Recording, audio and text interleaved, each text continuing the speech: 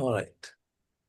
So last week we slightly, touched upon this concept of purity and then also the idea of bliss. So let's extend that idea a little bit today because it is also important to understand purity and bliss together. So, like I said last time, purity is the absence of any contradiction.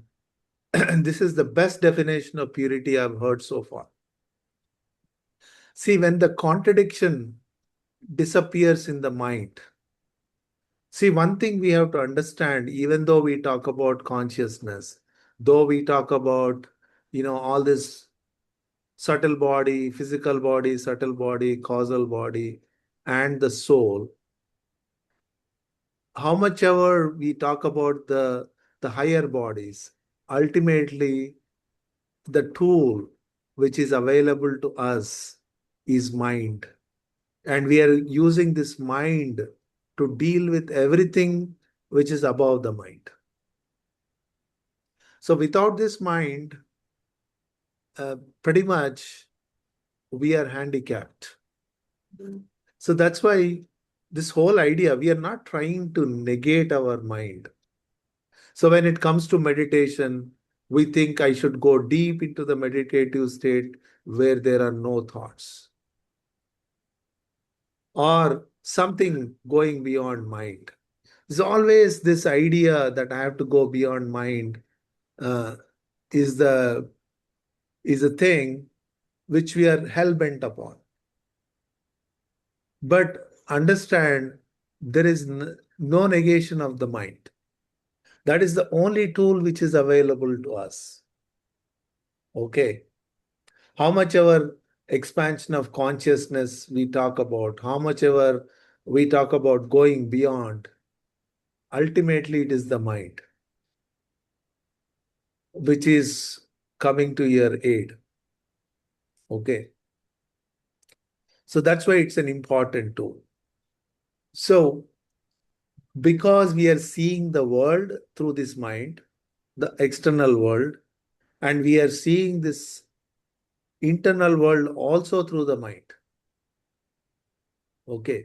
So, when we are able to experience the inner mind, the inner states. So the inner states of the mind has to reach certain subtle states, certain dimensions, so that we can perceive the spiritual dimensions, you can call it experiences, you can call it, or the points in our system, or basically higher dimensions, which the mind is experiencing. All these dimensions exist already, right? So there are no new dimensions are being created.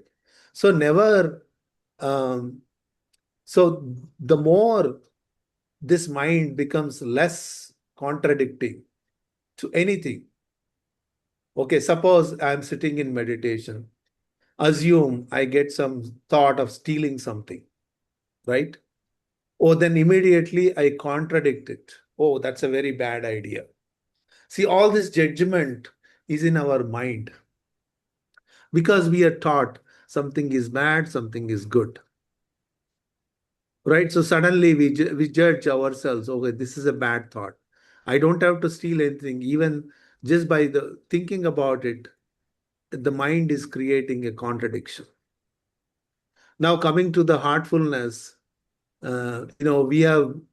we assume that we have adept at using our heart.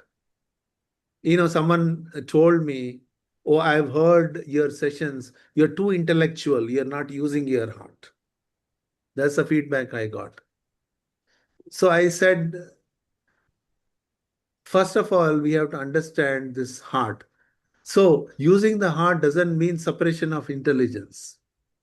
Just because I want to use heart, I am suppressing my intelligence. As a result, we don't know whether we are really growing spiritually or not. So the moment I say, oh, I should not be using my intelligence, I should be only using the heart, I am creating a contradiction. You see that? So when intelligence is refined, that's when heart comes into the play. Without intelligence being refined, there is no heart. I rather say refined intelligence is the heart. Okay. So we have to understand these things we know when we are saying it. Suddenly we are the users of the heart and something above all. It doesn't work like that. We have to know our place. If you don't know your place, that means you don't have refined intelligence. Your ego is playing it. No intelligence. Okay. So these things are very important to understand. See now the concept of soul, each religion perceives this concept of soul differently, right? So this soul is many souls according to Christianity. It's at the multi level and it has only one birth and then it is judged and then after that its destiny is defined eternally, one way or the other. Whereas you come to the schools of Indian schools of thought, because there is no religion in India. This religion concept came to India because of the foreign invaders. Otherwise, Indian system is not a religion. It's only the schools of philosophical thoughts. Each one established a different thought. According to Sankhya, it is the soul, many souls, that is the Purusha, and some other philosophy, Mimamsa talks about differently. Uttara Mimamsa talks about it differently. Purva Mimamsa. These are all the schools of thoughts. I mean, if you want to learn more about it, you can Google it or, nowadays ChatGPT is our new guru. You can ask the ChatGPT, right? So there, and then again, if you go to this Advaita philosophy, it says there is only one soul and rest are the reflections. It's like, when a sun is shining and the rain falls, each droplet of the rain is reflecting the sun and it creates a rainbow. So the rainbow is created from the reflection of the sun, but not the sun itself. Similarly, all this manifestation is a mere reflection of the ultimate essence. You can call it God or something else, and everything else is a reflection, and that reflection is manifested this all this existence what we are today. So each soul we are referring to is basically a reflection of the higher essence. And where is it reflecting? It is reflecting in your consciousness. Then someone yesterday asked me, so is God and consciousness synonymous? Do they exist in parallel? Or did God come first or the consciousness came first? So, you see, I mean, it's a logical question. Now we have to go back to the Lalaji's theory to explain that. But all these are, borrowed knowledge. How are we going to realize this borrowed knowledge someday as our own realization? Realization means recognizing it, cognizing it. How are we going to cognize this knowledge? Or are we happy with this borrowed knowledge and repeating it and assume ourselves to be knowledgeable? And then we go further step, oh, I use my heart, not intelligence. Where is the heart in borrowed knowledge?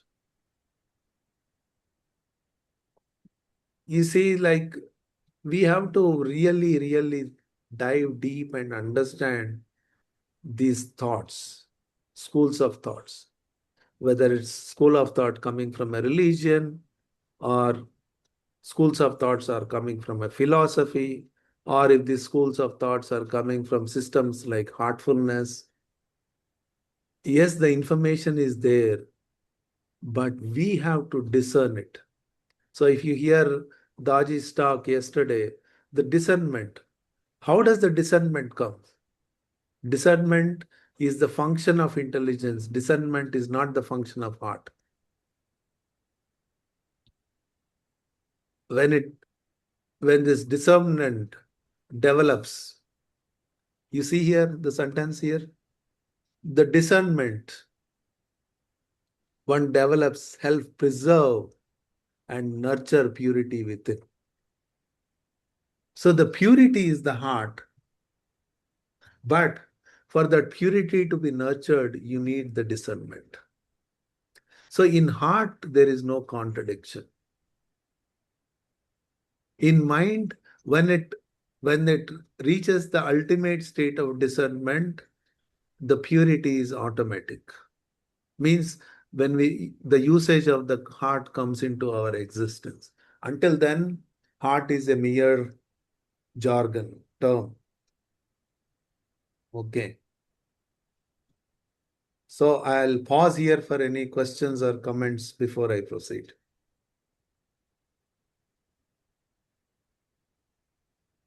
So I said I'm going to talk about bliss. I have not touched that part yet.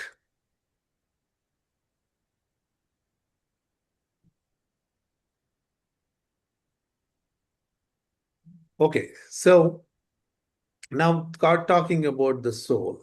Like I said, it is one school of thought says it is reflection, mere reflection. And that is widely understood across many spiritual systems, right? So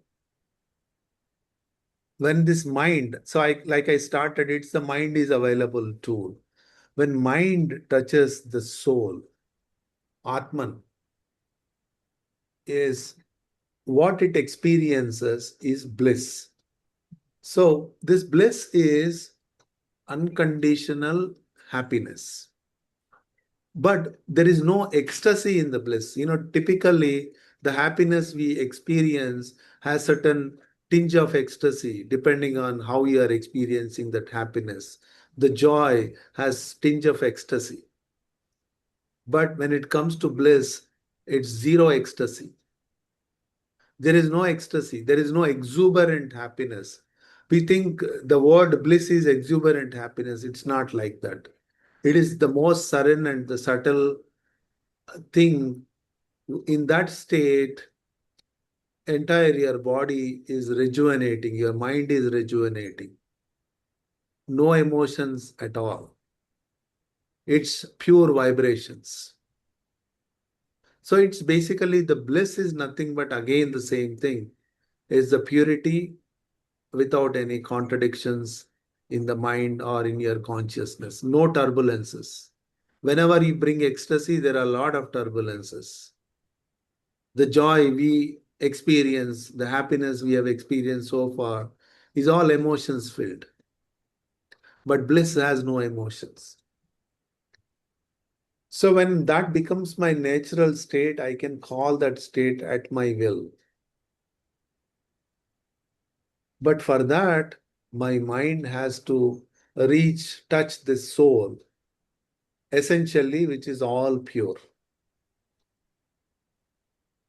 Then bliss happens.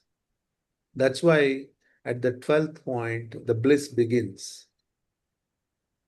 Because now the entire consciousness and the mind is merged at the state into the state of the soul of the Atman.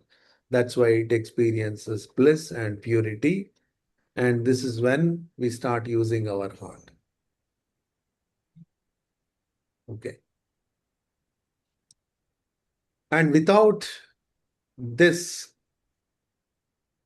approach to the soul, there is no bliss. Okay. Because we are always assuming that bliss to be an ecstatic state, but it is not. Okay, so let me read further. We originated from purity. So all this, the original manifestation, the higher conscious state from the soul of state, the consciousness and the soul together is creating all this manifestation. Without that, there is no manifestation at all. And this, the Sankhya philosophy of the Indian Sankhya philosophy explains it very nicely. Okay. So at which point did you say the bliss begins? Question from Greg. Yes, from the point, the 12th point, the bliss begins. At the 11th point, like I said, the reality begins.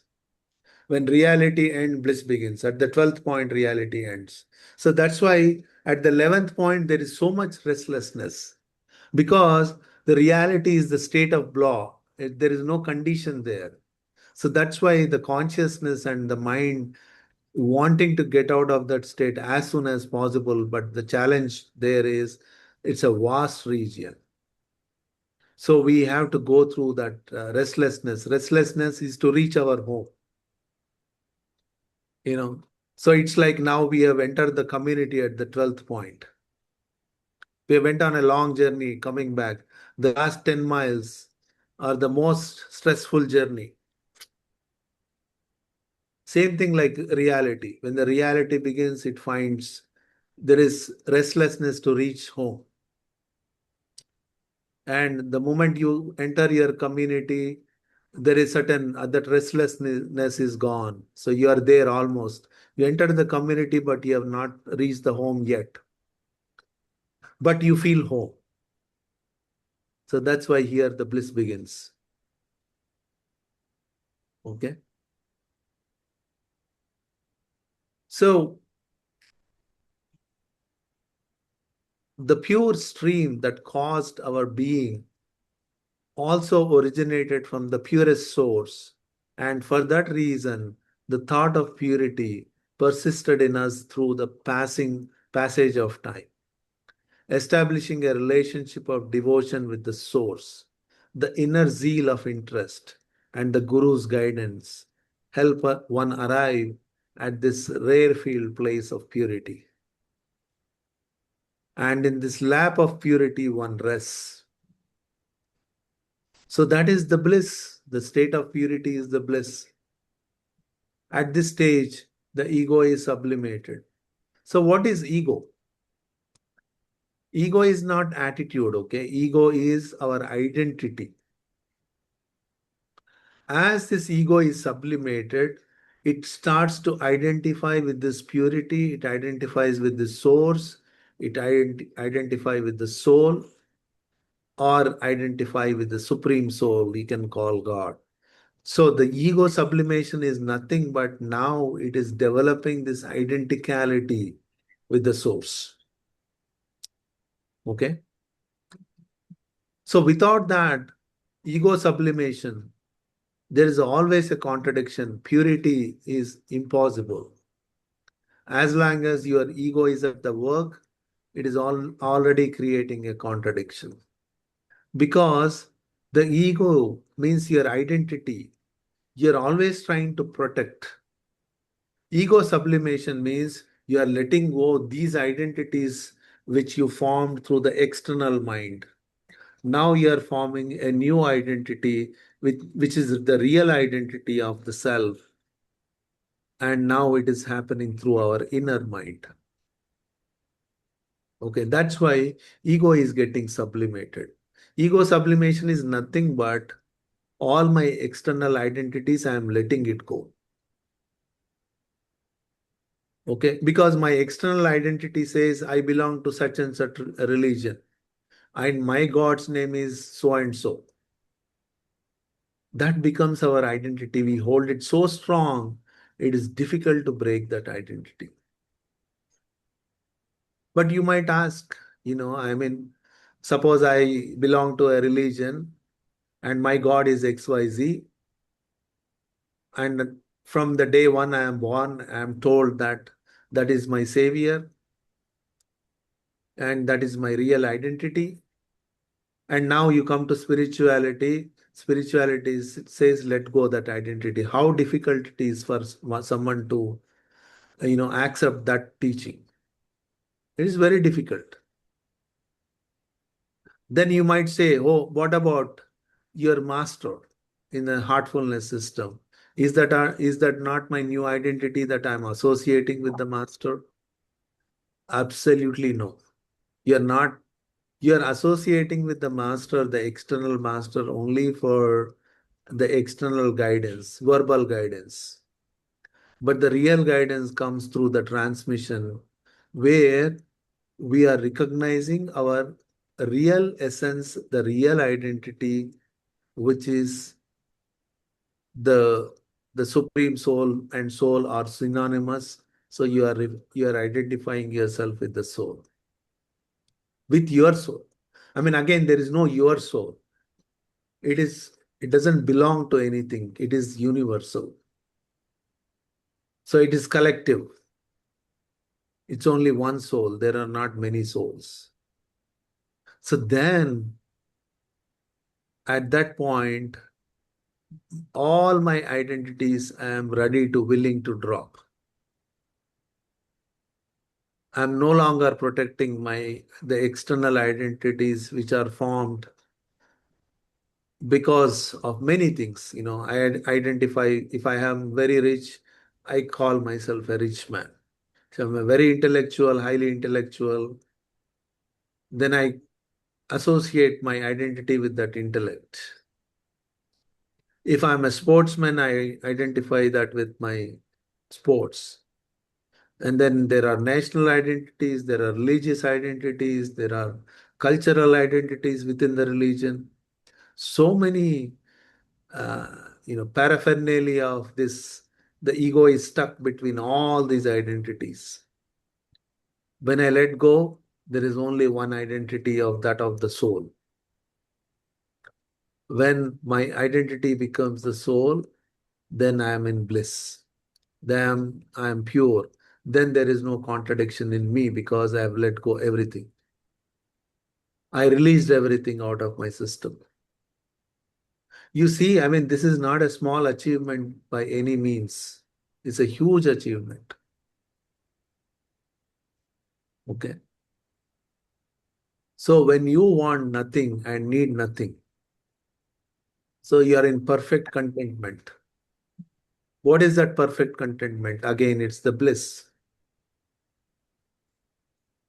Okay. And why should you? Why there has to be a contentment? So in contentment, all my insecurities drop. Then I'm ready to face my life with courage. I don't know how many of you heard the speech day before Taji gave. He spoke, only courage is the thing. How does the courage come? When all my insecurities drop, then what remains is courage. Then what remains in me is faith to face this life, no matter I can, swim against all the tides in my life. The tides will be there. Tides are not disappearing. When I am in state of the contentment, doesn't mean the misery of life has disappeared.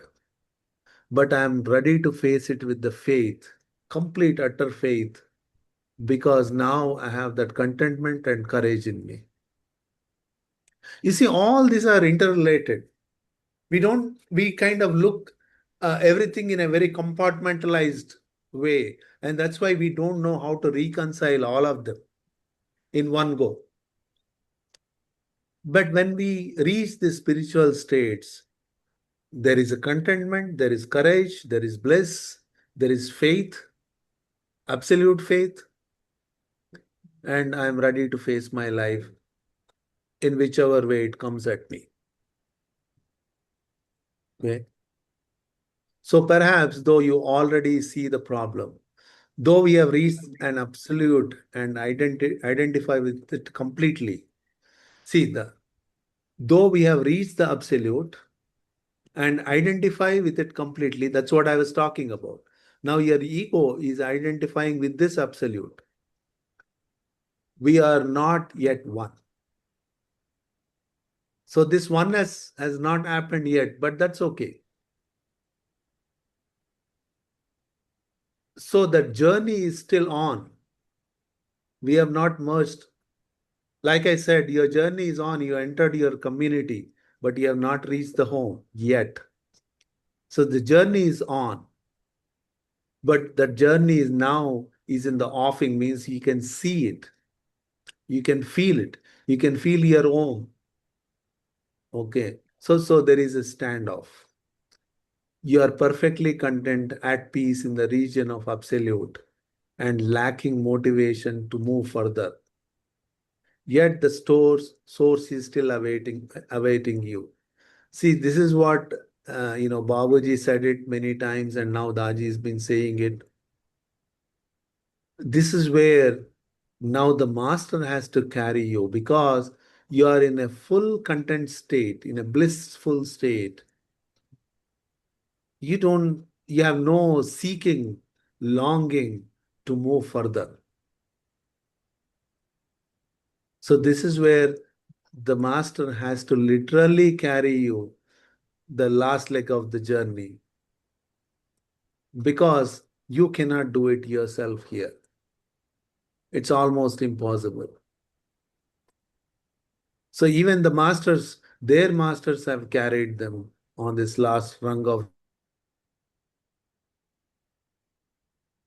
the ladder.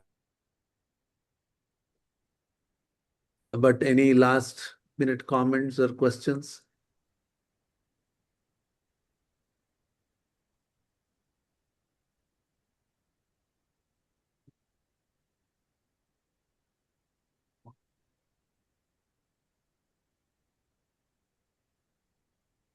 All right.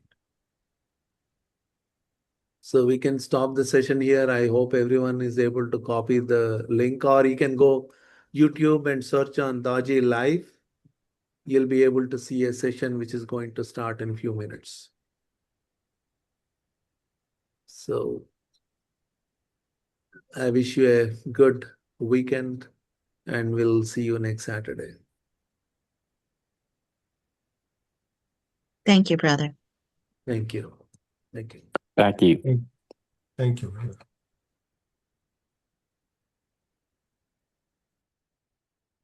Thank you so much. Thank you, Greg. Thank you, sir. Thank you, Kesh.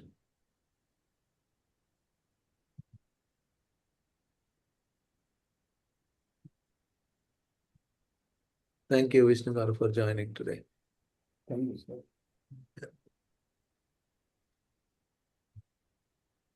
Sir Vijay Garu, I'm ending the call. Listenara.